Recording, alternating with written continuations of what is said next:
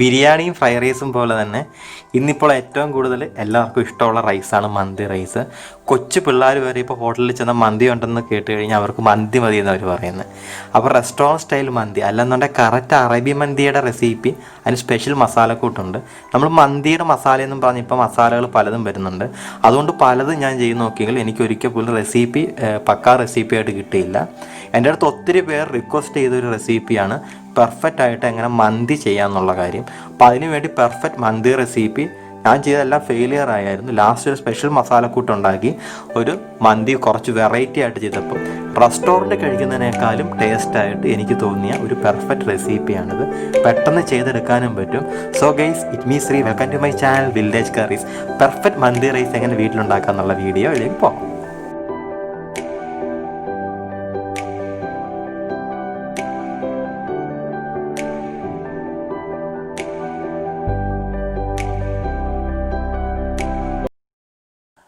നമുക്ക് ആദ്യം തന്നെ മന്തിക്കുള്ള മസാല തയ്യാറാക്കിയെടുക്കാം. ഒരു പാൻ ചൂടായതിലോട്ട് ഒരു 4 ചെറിയ ചീള കറുവാപ്പട്ടയും 5 ഗ്രാമ്പു 2 ഏലക്ക പ്രത്യേകം ഓർത്തോളുക.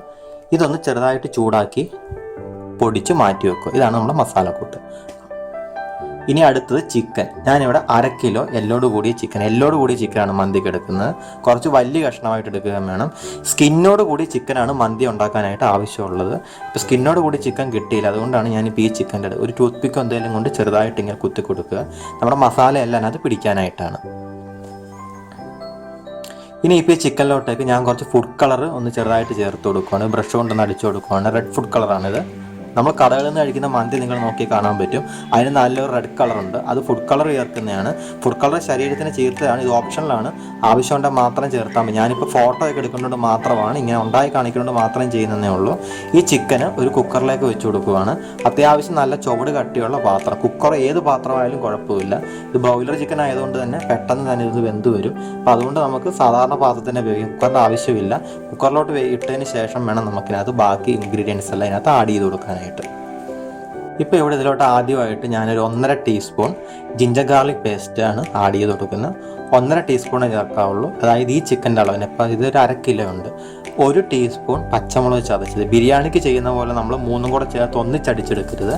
2 രണ്ടായിട്ട് തന്നെ ചേർത്ത് കൊടുക്കണം. 1 ടീസ്പൂൺ പച്ചമുളക് ചതച്ചത്, അത്യാവശ്യം എരിവുള്ള മുളകാണ്. ഇതൊരു ടേബിൾ സ്പൂൺ മല്ലിയില ചെറുതായിട്ട് കൊത്തിയരിഞ്ഞതാണ്. 1 ടേബിൾ സ്പൂണാണ്. ടേബിൾ സ്പൂൺ കണക്ക് മാറിപ്പോകരുത്. 1/2 ടീസ്പൂൺ പുതിനയില അരിഞ്ഞത്, വളരെ ചെറുതായിട്ട് അരിഞ്ഞത്. അതുപോലെ തന്നെ 2 ടേബിൾ സ്പൂൺ ക്യാപ്സിക്കം ചെറുതായിട്ട് അരിഞ്ഞത്. ഇപ്പോൾ ക്യാപ്സിക്കം ഇതൊക്കെ കാണാൻ നിങ്ങൾക്ക് എന്തിനാ ഇങ്ങനെ ചെയ്യുന്നത്, പക്ഷേ ഇത് പ്രത്യേക ടേസ്റ്റാണ്. മാത്രമല്ല ഇത് ചിക്കന് വെന്ത് കഴിയാൻ നേരത്തേക്ക് ഇതിൻ്റെ ഫ്ലേവർ എല്ലാം പിടിച്ചിട്ട് ഇത് മിച്ചം വരെ നമുക്ക് നമ്മൾ റൈസിന് യൂസ് ചെയ്യും. 1.5 ടീസ്പൂൺ കുരുമുളക് ചതച്ചതോ അല്ലെന്നുണ്ടെങ്കിൽ പൊടിച്ചതോ ഏത് ആവാം. പിന്നെ 1.5 ടീസ്പൂൺ നല്ല ജീരകം ചതച്ചെടുത്തത്, പൊടിച്ചത് ആകാം, കുഴപ്പമില്ല.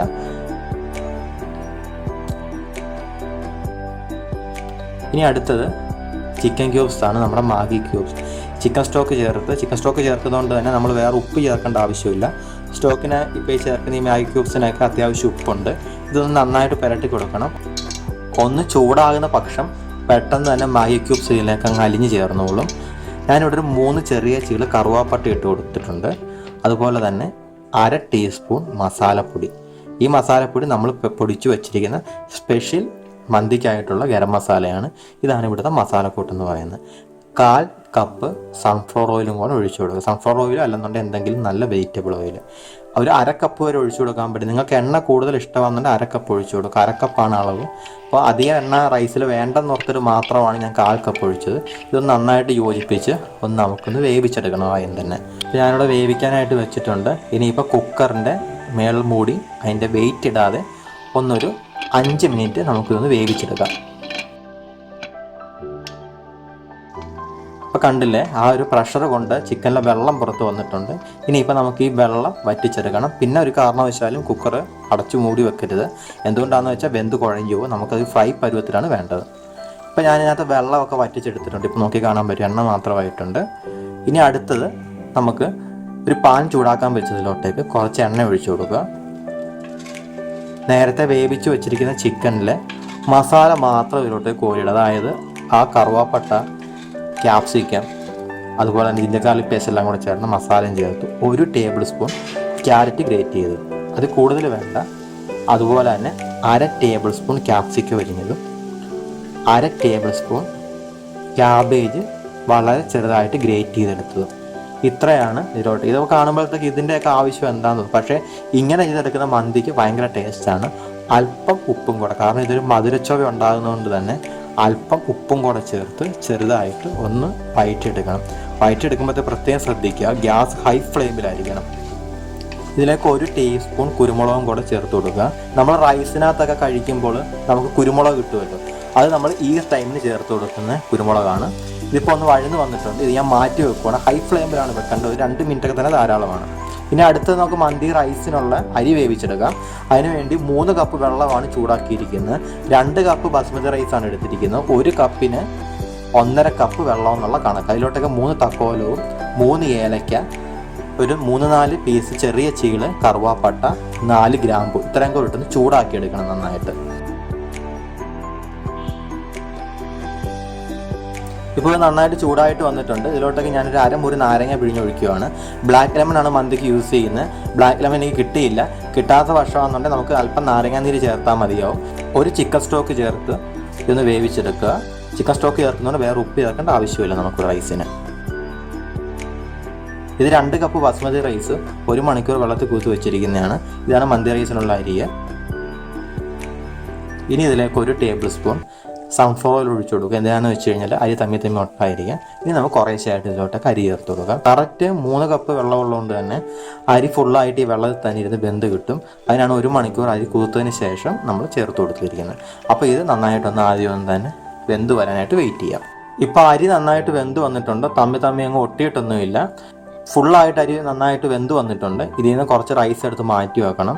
നമ്മൾ ബിരിയാണിക്ക് ദം ചെയ്യാൻ ആ റൈസ് മാറ്റുക. അതുപോലെ തന്നെ ഫ്രൈഡ് റൈസ് ആണെന്നുണ്ടെങ്കിൽ റൈസ് എടുത്ത് നന്നായിട്ട് തണുപ്പിച്ചതിന് ശേഷം റൈസ് ഉണ്ടാക്കുക. അങ്ങനെയുള്ള ഏർപ്പാടുണ്ടല്ലോ. ഇതിപ്പോൾ ഇവിടെ അതിന് വേണ്ടിയല്ല. നമ്മൾ നേരത്തെ വഴറ്റി വെച്ചിരിക്കുന്ന ക്യാരറ്റും ക്യാപ്സിക്കും കുറച്ച് മല്ലിയിലൊക്കെ ചേർത്ത് കൊടുത്ത് ഒന്ന് ലെയർ ചെയ്യണം.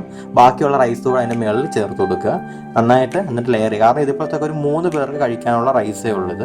അപ്പോൾ അങ്ങനെ ലെയർ ചെയ്ത് കൊടുക്കുക. ഞാൻ അല്പം റെഡ് ഫുഡ് കളർ ചേർത്ത് കുറച്ച് റൈസ് അതിലോട്ടേക്ക് പുരട്ടി വരുത്തായിരുന്നു. കുറച്ച് കളർഫുൾ ആയിരിക്കാനാണ് പിക്ചറൊക്കെ എടുക്കാൻ നേരത്ത്. മാത്രമല്ല പിള്ളേരൊക്കെ ഉണ്ടെന്നുണ്ടെങ്കിൽ ഇങ്ങനെയൊക്കെ അവർക്ക് കൊടുത്തു കഴിഞ്ഞാൽ അവർക്ക് ഭയങ്കര ഇഷ്ടമാകും ഇത്.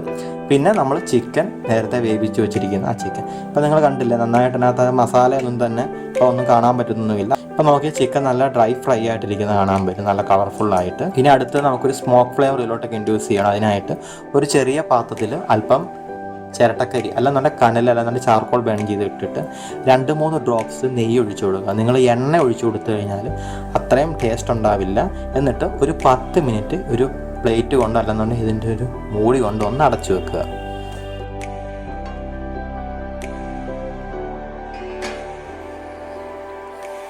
പത്ത് മിനിറ്റ് കഴിഞ്ഞ റൈസാണ് കാണുന്നത്. അപ്പം മന്തി റൈസ് നമുക്ക് സെർവ് ചെയ്യാനുള്ള ടൈമായിട്ടുണ്ട്. അതിനു മുമ്പ് നമുക്കിതൊന്ന് ചെറുതായിട്ടൊന്ന് അല്പം പച്ചമുളകും കുറച്ചുകൂടെ മല്ലിയിലയും കൂടെ ചേർത്ത് ഒന്ന് ചെറുതായിട്ട് ഗാർണിഷ് ചെയ്തിടാം. പച്ചമുളക് ചേർക്കാൻ നേരത്ത് തീരെ എരിവില്ലാത്ത മുളക് ചേർക്കണം. എന്തുകൊണ്ടാണെന്ന് വെച്ച് കഴിഞ്ഞാൽ ഇത് കഴിക്കുമ്പോഴത്തേക്ക് എരിവ് കൂടുതലാണെന്നുണ്ടെങ്കിൽ അവർക്ക് കുഴപ്പമുണ്ടാകും. അതുകൊണ്ട് തന്നെ എരിവ് കുറഞ്ഞ് പച്ചമുളക് ചേർത്ത് കൊടുക്കുക. പിന്നെ അല്പം മല്ലിയില ചെറുതായിട്ട് ഒന്ന് കൊടുക്കുക. അതിന് മേളിൽ കൂടെ ഒന്ന് സാധാരണ വിതറിയിടുക. വളരെ ടേസ്റ്റി ആയിട്ട് റെസ്റ്റോറൻറ്റ് സ്റ്റൈലിനേക്കാളും വളരെ ടേസ്റ്റി ആയിട്ട് നമുക്ക് കഴിക്കാൻ പറ്റുന്ന ഒരു മന്തി റൈസാണിത്. ഇതിൻ്റെ മസാലക്കൂട്ടാണ് ഇതിൻ്റെ ടേസ്റ്റിൻ്റെ ഹൈലൈറ്റ് എന്ന് പറയുന്നത്. പിന്നെ നമ്മളിതിൽ ചേർത്ത് കൊടുത്തിരിക്കുന്ന ഈ സാധനങ്ങൾ, ചിക്കനൊക്കെ ഈ റെഡ് കളർ വരുന്നതിന് കാരണം നമ്മൾ ഈ ഫുഡ് കളർ ചേർത്തതാണ്. കുറച്ചും കൂടെ കളർഫുള്ളായിരിക്കും. ആർക്കെങ്കിലും ഉണ്ടാക്കി കൊടുത്തു കഴിഞ്ഞാലും കാണാനാണെങ്കിലും കഴിക്കാനാണെങ്കിലും നല്ല രസമാണ് ഇങ്ങനെ ചെയ്ത് കൊടുത്തു കഴിഞ്ഞാൽ. ഇപ്പോൾ ഇതിനകത്ത് നിങ്ങൾ നോക്കിയാൽ തന്നെ നിങ്ങൾക്ക് തന്നെ കാണാൻ പറ്റും എങ്ങനെയാണ് ഇതിനകത്ത് ഇതെല്ലാം കിടക്കുന്നതെന്ന്. അപ്പോൾ ഇത്രയും സിമ്പിളായിട്ടുള്ളൊരു മന്തി റെസിപ്പിയാണിത്. അപ്പോൾ നിങ്ങൾക്ക് എല്ലാവർക്കും ഈ റെസിപ്പി വീട്ടിൽ തന്നെ ചെയ്ത് നോക്കാൻ പറ്റും. അതെല്ലാം വീട്ടിൽ നമുക്ക് സാധാരണ കിട്ടുന്ന സാധനങ്ങൾ തന്നെയാണ്. നിങ്ങൾക്ക് പിന്നെ മാഗി ക്യൂബ്സ് മാത്രമേ ഉള്ളൂ. ഇപ്പോൾ എല്ലാ സൂപ്പർ മാർക്കറ്റിലുള്ള മാഗി ക്യൂബ്സൊക്കെ ഇപ്പോൾ അവൈലബിൾ ആണ്. മാഗി ക്യൂബ്സ് ഇല്ലെന്നുണ്ടെങ്കിൽ ചിക്കൻ സ്റ്റോക്ക് എന്ന് പറയാൻ നോർമൽ അല്ലെന്നുണ്ടെങ്കിൽ ചിക്കൻ വേവിച്ച വെള്ളത്തിനകത്ത് റൈസ് വേവിച്ചെടുത്താലും മതി. ഇത് ലെയർഡ് ചെയ്തേക്കുന്നതുകൊണ്ടാണ് ഞാൻ യോജിപ്പിച്ച് കൊടുക്കുന്നത്. ആ എണ്ണയും അതുപോലെ തന്നെ നമ്മൾ അതിനകത്ത് പറ്റി ചേർത്തിരിക്കുന്ന എല്ലാം ഒരുപോലെ എല്ലായിടത്തും മിക്സായി വരാനായിട്ട്. ഓക്കെ, ഇനിയിപ്പോൾ മന്തി റൈസ് സെർവ് ചെയ്യാനുള്ള ടൈം ആയിട്ടുണ്ട്. ഞാൻ അതിനുവേണ്ടി ഒരു പാത്രം എടുത്ത് വെച്ചിട്ടുണ്ട്. അതിലേക്ക് അത്യാവശ്യം സോസും പിന്നെ നമുക്ക് അന്നുണ്ടെങ്കിൽ അതിന് വേണ്ടിയുള്ള വൈറ്റ് സോസും എല്ലാം ചേർത്തിട്ടുണ്ട്. പിന്നെ മന്തി റൈസിനൊക്കെ വേണ്ടിയുള്ള വൈറ്റ് സോസ് ഉണ്ടാക്കുന്നത് എങ്ങനെയാണെന്ന് അറിയാത്തവർ നമ്മുടെ ചാനലിൽ തന്നെ റെസിപ്പി അപ്ലോഡ് ചെയ്തിട്ടുണ്ട്. അത് ചെക്ക് ചെയ്ത് കഴിഞ്ഞാൽ നിങ്ങൾക്ക് കാണാൻ പറ്റും. ഇതിൻ്റെ താഴെ ഈ ഡിസ്ക്രിപ്ഷനകത്ത് ലിങ്ക് കൊടുത്തേക്കാം. ആ റെസിപ്പി കണ്ടു കഴിഞ്ഞാൽ ഇതിനുള്ള വൈറ്റ് സോസ് എങ്ങനെ ഉണ്ടാക്കാൻ പറ്റുന്നതെന്ന് നിങ്ങൾക്ക് മനസ്സിലാവും. അല്പം കൂടെ ഞാൻ മല്ലിയിലയും കൂടെ ചേർത്ത് ഇതൊന്ന് നന്നായിട്ട് അലിശി വിടുവാണ്. സോ ഗൈസ്, നിങ്ങൾക്ക് വീഡിയോ ഇഷ്ടപ്പെട്ടെന്ന് കരുതുന്നു. സിമ്പിളായിട്ട് ചെയ്യാൻ പറ്റുന്ന ഒരു മന്തി റെസിപ്പിയാണ്. നിങ്ങളുടെ വേണ്ടപ്പെട്ടവർക്ക് നിങ്ങൾക്ക് ഇത് ഉണ്ടാക്കി കൊടുക്കുക. തീർച്ചയായിട്ടും എല്ലാവർക്കും ഇത് ഇഷ്ടപ്പെടും. വീഡിയോ ഇഷ്ടപ്പെട്ട് കഴിഞ്ഞാൽ ലൈക്ക് ചെയ്യുക, ഇഷ്ടപ്പെട്ടില്ലെന്നുണ്ടെങ്കിൽ ഡിസ്ലൈക്ക് ചെയ്യുക. നിങ്ങളുടെ അഭിപ്രായം എന്തായാലും കമൻറ്റ് ബോക്സിൽ വന്ന് പറയുക. പുതിയൊരു വ്യൂവർ ആണെന്നുണ്ടെങ്കിൽ വില്ലേജ് കറീസ് എന്നുള്ള എൻ്റെ ചാനൽ സബ്സ്ക്രൈബ് ചെയ്യുക. സോ ഗൈസ്, പുതിയ വീഡിയോസ് വീണ്ടും വരുന്നതിന് വരെ തൽക്കാലമായി ഗുഡ് ബൈ.